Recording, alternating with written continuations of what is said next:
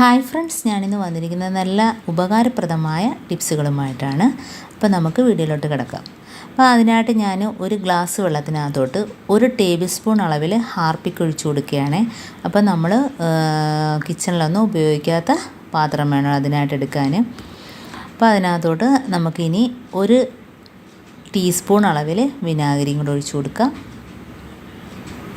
ഇനി വേണ്ടത് പൊടിയുപ്പാണ്. അപ്പോൾ അതും കൂടെ 1 ടീസ്പൂൺ അളവിലിട്ട് കൊടുക്കാം. ഇനി നമുക്ക് 1/2 ടീസ്പൂൺ അളവിൽ ബേക്കിംഗ് പൗഡർ ഇട്ട് കൊടുക്കാം. അപ്പോൾ നമുക്ക് എന്തുമാത്രം വൃത്തികേടായിട്ട് കിടക്കുന്ന ഭാഗത്തൊക്കെ നമുക്ക് എന്തുമാത്രം ആവശ്യമുണ്ടോ അത്രയും നമുക്ക് സാധനങ്ങളുടെ അളവ് കൂട്ടാവുന്നതാണ്. അപ്പോൾ എല്ലാം കൂടെ ആകുമ്പോൾ നല്ലൊരു സൊല്യൂഷനാണ്. ഹാർപ്പിക്കും വിനാഗിരിയും പൊടിയുപ്പും അതേപോലെ തന്നെ ബേക്കിംഗ് പൗഡർ, അതേപോലെ തന്നെ നമുക്ക് പിന്നെ അതിനകത്ത് ചേർത്തിരിക്കുന്നത് ഹാർപ്പിക് ആയതുകൊണ്ട് നമുക്ക് നല്ല ക്ലീനിങ് ആയിട്ട് തന്നെ കറയൊക്കെ പോയി കിട്ടുകയും ചെയ്യും, നല്ല ക്ലീനായിട്ട് തന്നെ കിട്ടുകയും ചെയ്യും. അപ്പോൾ ഇതേപോലെ നമുക്ക് ഏത് ഭാഗത്തൊക്കെ ഉണ്ടോ, നമ്മൾ എത്ര തുടച്ചാലും എത്താത്ത ഭാഗങ്ങളിലൊക്കെ ഇതേപോലെ കറ പിടിച്ച് കിടക്കും. അപ്പോൾ വർഷത്തിൽ ഒരിക്കൽ ഇതേപോലെ ഒന്ന് ചെയ്ത് കൊടുത്താൽ മാത്രം മതി, പിന്നീട് അങ്ങനെ ആ ഭാഗത്ത് അഴുക്ക് കയറത്തേയില്ല. അപ്പോൾ ഒഴിച്ചു കൊടുത്ത ഉടനെ തന്നെ ഞാൻ തൊണ്ട ക്ലീനാക്കി കാണിക്കുകയാണ്. അപ്പം അത് ഒഴിച്ചു കൊടുത്ത് നമുക്ക് റെസ്റ്റ് ചെയ്യേണ്ട കാര്യമൊന്നുമില്ല, അപ്പം തന്നെ ക്ലീനാക്കി എടുക്കാൻ പറ്റും. കണ്ടോ? അപ്പോൾ ബ്രഷ് അല്ല എങ്കിൽ നമുക്ക് സ്ക്രബ്ബർ വെച്ച് വേണേലും ഇതേപോലെ തേച്ചെടുക്കാം. പിന്നെ ഇതേപോലെ തന്നെ നമുക്ക് ഗ്യാസ് കുറ്റിയൊക്കെ വെക്കുന്ന ഭാഗത്തൊക്കെ ഇതേപോലെ കറയുണ്ടെങ്കിൽ ഈ ഒരു സൊല്യൂഷൻ ഒഴിച്ചിട്ട് നമുക്ക് ക്ലീനാക്കി എടുക്കാവുന്നതേ ഉള്ളൂ. അതേപോലെ തന്നെ ബാത്റൂമിൻ്റെ ടൈല്, അതേപോലെ തന്നെ കിച്ചണിൻ്റെ ടൈല്, ആ ഭാഗത്തെല്ലാം ഇതേപോലെ കറയുള്ള ഭാഗത്തൊക്കെ ഇതൊഴിച്ചിട്ട് നമുക്ക് വൃത്തിയാക്കി എടുക്കാവുന്നതാണ്. അതല്ല ഹാർപ്പിക്കും മാത്രം നമുക്ക് ഇതേപോലെ ഒഴിച്ചു കൊടുക്കുകയാണെങ്കിൽ ഇടഭാഗത്തൊക്കെയുള്ള സിമെൻറ്റൊക്കെ പോയി, ടൈൽസിൻ്റെ ഇടഭാഗത്തൊക്കെ ഉള്ള നമ്മളെ വൈറ്റ് സിമെൻറ്റൊക്കെ ഇളകിപ്പോവും.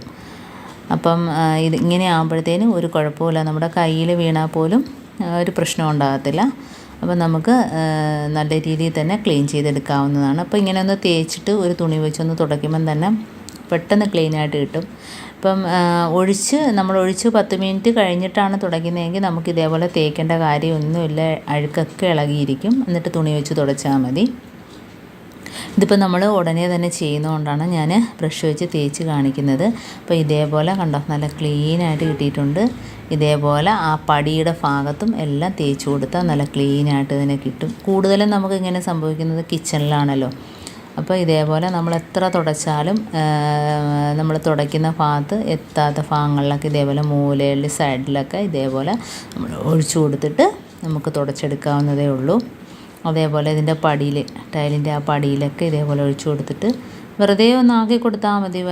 വളരെ ബുദ്ധിമുട്ടി തേക്കേണ്ട കാര്യമൊന്നുമില്ല. കണ്ടോ, തേച്ച് ഒഴിച്ചു കൊടുത്തുടനെ കണ്ടോ നല്ല ക്ലീനായിട്ട് കിട്ടിയിട്ടുണ്ട്. അപ്പോൾ ഇതേപോലെ നിങ്ങളൊന്ന് ചെയ്ത് നോക്കുക, നമുക്ക് അപ്പം തന്നെ ആ റിസൾട്ട് നമുക്കറിയാൻ പറ്റും. ഇതേപോലെ ഒന്ന് ബ്രഷ് വെച്ച് തേച്ച് കൊടുക്കുക, അതല്ലെങ്കിൽ സ്ക്രബ്ബർ വെച്ച് തേച്ച് കൊടുക്കുക. നമുക്കപ്പം തന്നെ വൃത്തിയാക്കി പോവുകയും ചെയ്യാം ഓരോ ഭാഗങ്ങളിലായിട്ട്. കണ്ടോ? അപ്പോൾ ഇത് ഒരിക്കൽ ചെയ്താൽ പിന്നെ നമുക്ക് 1 വർഷത്തേക്ക് അങ്ങനെയുള്ളൊരു സംഭവമേ ഉണ്ടാകത്തില്ല.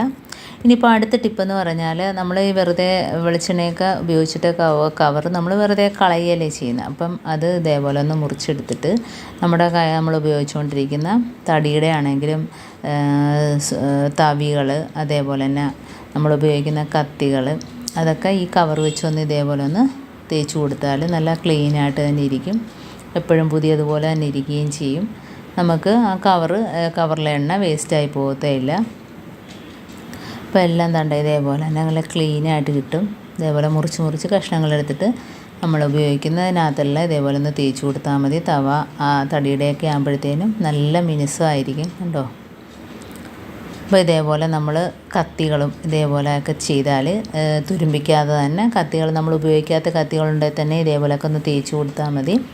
അപ്പോൾ കത്തികളൊന്നും തുരുമ്പിക്കാതെ തന്നെ നല്ല ക്ലീനായിട്ട് തന്നെ ഇരിക്കുകയും ചെയ്യും. അപ്പോൾ എൻ്റെ ഈ ടിപ്സുകളെല്ലാം നിങ്ങൾക്ക് ഇഷ്ടപ്പെട്ടെന്ന് വിചാരിക്കുന്നു.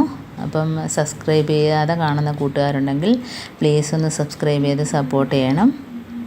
അപ്പം എൻ്റെ ഈ ടിപ്സിൽ ഏതെങ്കിലും ഒന്ന് ഉപകാരപ്പെട്ടു എന്ന് കാണുകയാണെങ്കിൽ ഒന്ന് ലൈക്ക് ചെയ്യാനും കമൻറ്റ് ചെയ്യാനും സബ്സ്ക്രൈബ് ചെയ്യാനും മറക്കരുത്. കൂട്ടത്തിൽ ബെല്ലൈക്കൺ ഒന്ന് ക്ലിക്ക് ചെയ്യാനും മറക്കരുത്. എന്നാൽ മാത്രമേ ഞാനിടുന്ന ഓരോ വീഡിയോസും നിങ്ങളുടെ മുമ്പിൽ നോട്ടിഫിക്കേഷനായി എത്തുകയുള്ളൂ.